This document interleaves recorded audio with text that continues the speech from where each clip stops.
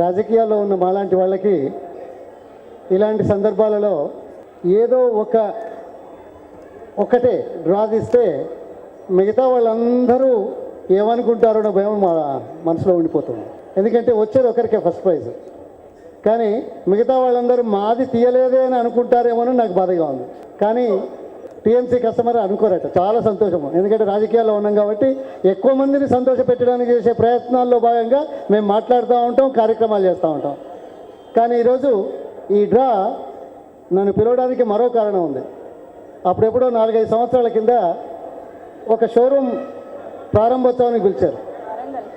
ఆ ముహూర్తం మంచిది కాబట్టి, ఆయన సేవలు మంచివి కాబట్టి, ఆయన వస్తువులు ప్రోడక్ట్లు మంచివి కాబట్టి, నాణ్యత కలిగినవి కాబట్టి, నాణ్యమైన వస్తువులకు కొనుగోలుదారులుగా ఉండకుండా వినియోగదారులు అయిన తర్వాత వారి ఆఫ్టర్ సేల్ సర్వీస్ సేవలు మెరుగ్గా ఉన్నాయి కాబట్టి దినదిన ప్రవర్ధమానమై ఎక్కువగా మరి అమ్మకాలు జరుగుతున్న ఈ సందర్భంలో మొట్టమొదటగా వచ్చిన ఈ షోరూమ్ ప్రారంభోత్సవం వల్ల మరింత అభివృద్ధి జరిగిందనే ఆప్యాయతతో అభిమానంతో మళ్ళీ పిలిచేటువంటి అవకాశాలు మరి వీళ్ళు తీసుకుంటున్నారు.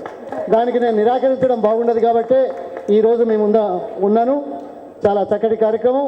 వారి వ్యాపార లావాదేవీలు వ్యాపారంతో మాత్రమే కాకుండా వినియోగదారులకు మేలు రకమైన సేవలు అందించే విధంగా, నాణ్యమైన వస్తువులు మరి అమ్మే విధంగా చేసే ప్రక్రియలో మంచి వాతావరణం సృష్టించి ఈ వినియోగదారుల మనస్సులో శాశ్వతంగా ఉండిపోయేటువంటి టీఎంసీ వారిని ఈ సందర్భంగా అభినందిస్తూ మరి భగవంతుడు మరింత మేలు చేకూర్చాలని, వినియోగదారులకు మరి మేలైన సేవలు అందించాలని ఈ సందర్భంగా కోరుకుంటూ మరి మరింత వ్యాపారాభివృద్ధి కావాలని కోరుకుంటా ఉన్నాను. ఇలాంటి కార్యక్రమం ఇక్కడ జరుపుతున్నందుకు ప్రత్యేకంగా మరి టీఎంసీ వారికి, మరి అమర్నాథ్ గారికి, చంద్రశేఖర్ గారికి ప్రత్యేకంగా మరి ఒక వ్యక్తి ఒక సంస్థను స్థాపించడం, ఒక వ్యక్తి ఆలోచనతోటి ఎంతోమందికి ఉపాధి కలిగించడం, ఒక వ్యక్తి ఆలోచనతోటి మెరుగైన వ్యవహారాలను నిర్వహించడం అనేది వీళ్ళని చూస్తేనే, వీరి కార్యక్రమాలు చూస్తేనే అర్థమవుతుందనే విషయాన్ని మరొకసారి తెలియజేసుకుంటూ విరమిస్తాను. జై హింద్.